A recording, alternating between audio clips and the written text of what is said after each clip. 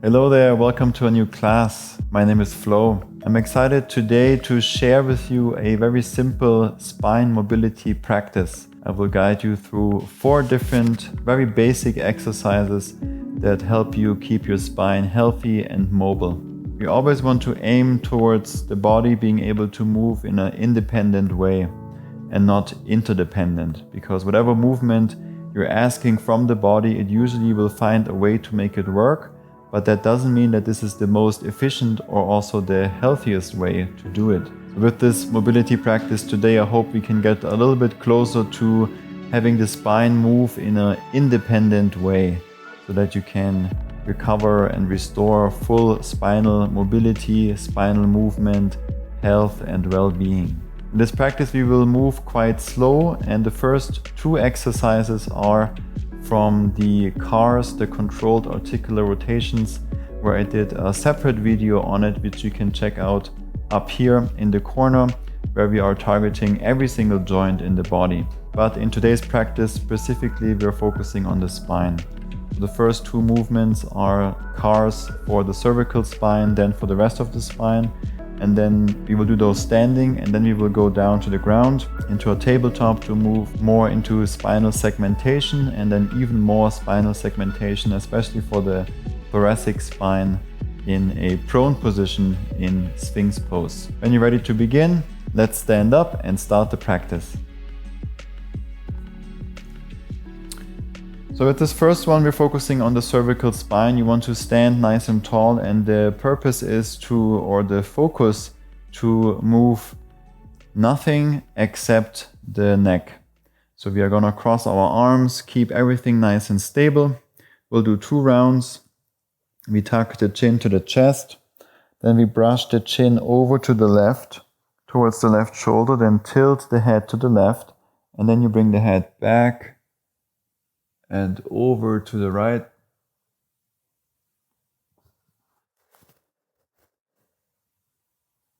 And then the right ear towards the right shoulder, and then brush the chin down towards the chest. Over to the right. Tilt, bring it back. To the left. And down, chin to the chest. 1 more round. If there's any areas of pain, then don't push through them, move around them, and then seek a specialist to take a look why you have the pain there. Especially if it's on a closed angle. So if you're now on the left, if you have pain on the left side, then definitely move around it and have someone take a look. And let's reverse it.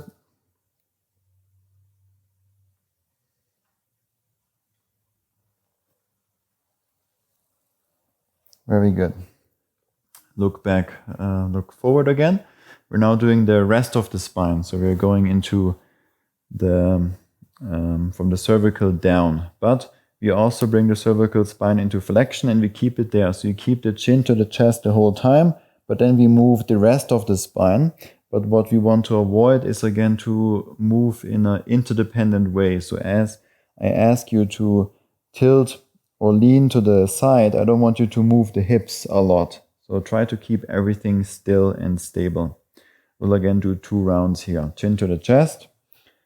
Keep everything stable, keep the breath going, keep some abdominal pressure, some core engagement. And then we tilt and flex the spine forward. There's not much, just a little bit, but as much as you can. Then rotate the upper body to the left.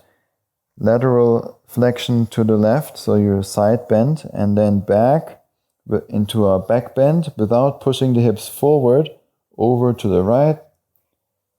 Lateral flexion to the right side, side bend to the right, and then come forward through rotation into flexion. Reverse it to the right. We go back, don't move the hips forward, don't move anything, just the upper body, just the spine. Back to center, and 1 more round to the left and back, to the right and forward, and reverse, right and back, left and forward. Very good. You can do this one every single day. In fact, I highly recommend you check out the CARS routine, which is a 5 to 10 minute morning routine where we do those controlled articular rotations for every single joint in the body. Highly recommend it to add it into your morning routine, into your morning practice. Let's come down to all fours into a tabletop to continue the practice. On all fours, untuck the toes. We want to keep the hips roughly above the knees, the shoulders roughly above the wrists. And from here we're doing what's very familiar to most of you, cat-cow position. So we're moving between cat pose and cow pose, so between spinal flexion and extension. But instead of just moving everything at once, we want to segment it more. So we move and want to focus on moving each vertebrae at a time. We start in cat pose with a flexed spine, and then super slowly, and this takes several breaths, you start to tilt the pelvis, slowly move only the pelvis, then into the lower back. Keep the upper back in flexion as you move the lower back into extension, and then slowly rolling each vertebrae at a time forward. We're just doing 2 rounds. Keep the breath going. It's very challenging to navigate and isolate it like this.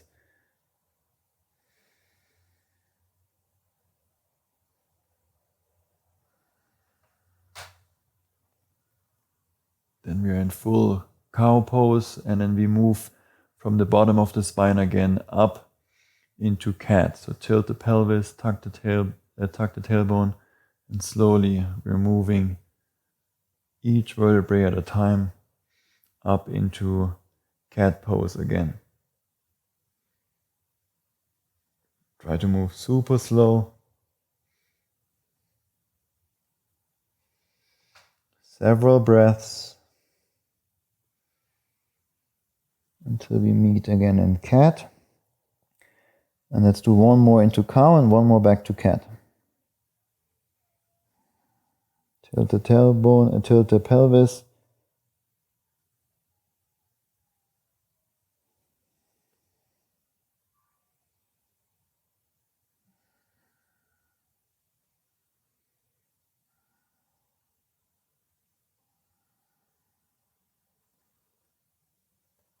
And the head comes forward last, and then 1 more round back to cat.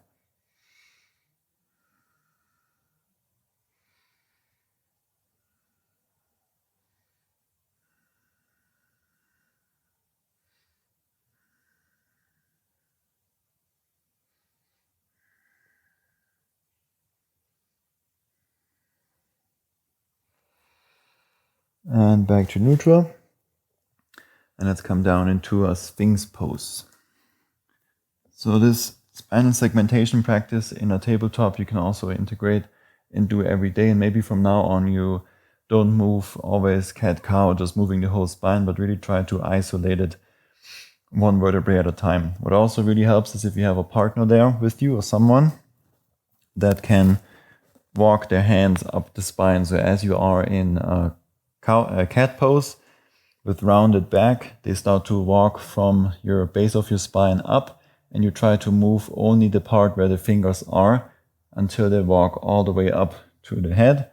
And then you are in full cow pose with extended spine, and then you can reverse it into cat. And again, they walk from the bottom of the spine slowly up the spine, and you try to move only where the fingers are, and they can also give you feedback because you start to move like in other areas too. And so this is a very challenging practice too, and you can do a couple of rounds if you want. And usually for me it's very challenging because of the neural drive, the neurological training that's happening, that you try to activate those neurons and motor units to fire there to move this specific area of your body, which oftentimes you just brush over with cat-cow movements. So now we're doing our last exercise in a Sphinx pose, and we're focusing only on mostly on the thoracic spine, getting a lot of nice movement in terms of flexion and extension in the thoracic spine. So So we come into a Sphinx pose and we stay here with the elbows down. We keep the hips down the whole time. And we then start to tuck the chin to the chest. And we're doing something similar here, the spinal segmentation, chin to the chest. And then we roll from the butt at the top of the spine down into flexion, rounding forward and down until the hips want to lift up. That's why you stay. And then you roll from the bottom of the spine slowly up until you are again in full Sphinx pose. The head comes up last. And let's do 2 more rounds. Chin to the chest. Start the flexion from the top down, rolling down. Keep pressing into the forearms. Keep the hips on the ground the whole time. Engage the glutes if you want to, and try to move 1 vertebrae at a time into flexion. Once the hips start to or want to lift up, don't let them, and then reverse it. From the bottom of the spine, you're moving up. Keep pressing into the forearms. Rolling up each vertebrae at a time. And the head comes up last. 1 more round.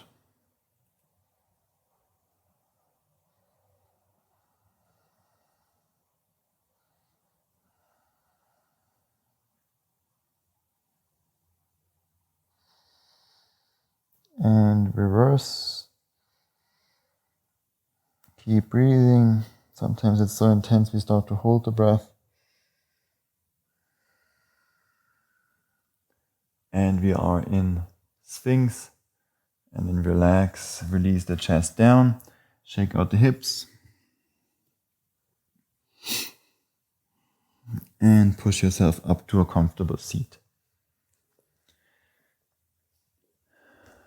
Thank you so much for trying this out today. I hope you're feeling good in your body, in your spine. Again, if there's any pain, back off, don't push through it. And especially if it's closing angle pain, then I recommend you have someone take a look at it. We always refer to a structural integration of the most superior practice in terms of anatomy and manual therapy and body work. So closing angle pain is, again, if you're, for example, doing the cervical spine cars, the first exercise of this video. If you're bending your head to the side and this is the closing angle, if you feel pain here, then definitely move around it, have it checked out by someone.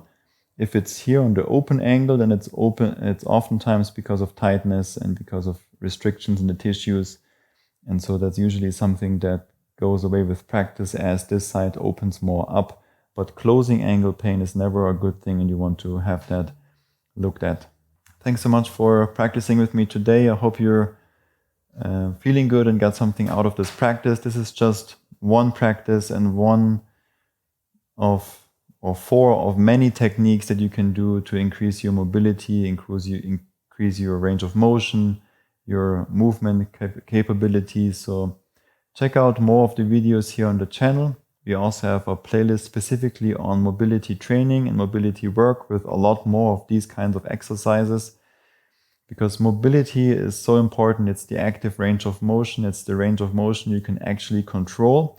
And you can think of mobility training as strength training for the joints. So it actually can be and usually is very hard and very difficult and very intense, but very beneficial. But most people just don't know about it, don't share it, or don't practice it. So the invitation to check it out. Thanks so much again for allowing me to share this practice, and I will see you in the next one. Much love and gratitude. Namaste.